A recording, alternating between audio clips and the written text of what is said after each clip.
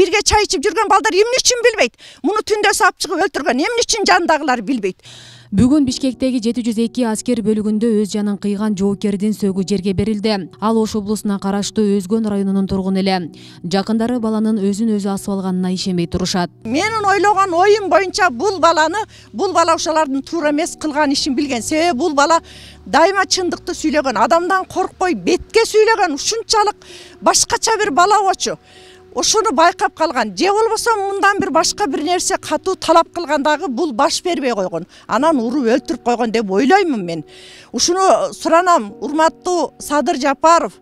Сиз ушул түрмөдөн чыкканыңыздан бери мен, мисалы үчүн мен именно как сиздин бир тууганыңыздай сүйүнүп атам. Себеби сиздин кылган иштериңизди, сиздин жасаган иштериңиздердин баардыгын угуп көрүп жүрөм. Сизге жардам берип жүргөн Камчыбек Ташиев ушунчалык жакшы адамдарсыздар. Сиздерди билем мен кандай адам экенсиздерди.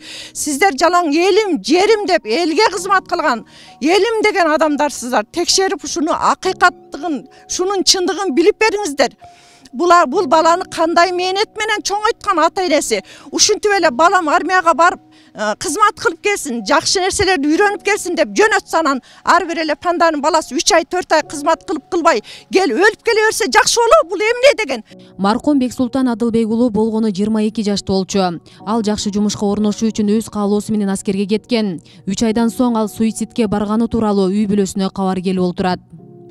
Сөздү көтөрө билген, ушунчалык айкөл бирөөгө кек сактаган бала болчу. Ушул жерде бала кезинде ушул айылда төрөлүп, ушул жерде өстү. Ушул Бишкекте армияга барды деп аябай сүйүндүк эле, анан бүгүн ушундай кабарды угуп турабыз. Ушинтип эле туристтардын өзүн өзү асып алды деген. Бул биз ишенбей турабыз. Бул нерсени такташыбыз керек, тактайбыз Кудай кааласа. Бирок ушу жооптулар, күнөөлөр жооп берсин суранабыз.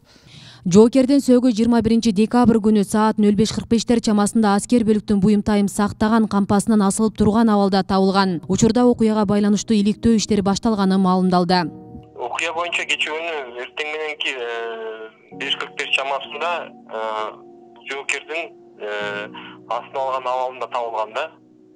Бул боюнча Бишкек гарнизондук аскер прокуратурасына кабарланган. Ал жактан келип сотко чейинки өндүрүш ишти баштап, бул окуя бирдиктүү реестрге катталды. Азыр учурда полностью ошол эмени сотко чейинки өндүрүш ишин Бишкек шаардык аскер прокуратурасы алып барып жатат. Алардын жыйынтыгы чыкмайынча биз эч нерсе дей албайбыз башка азыр. Бул жылы ушуну менен номер 702 аскер бөлүгүндө экинчи өлүм катталды.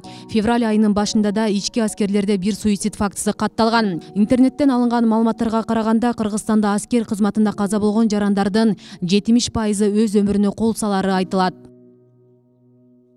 Асия Сыдыкова, Мусулманкул Шакиров, Регион, Ош шаары.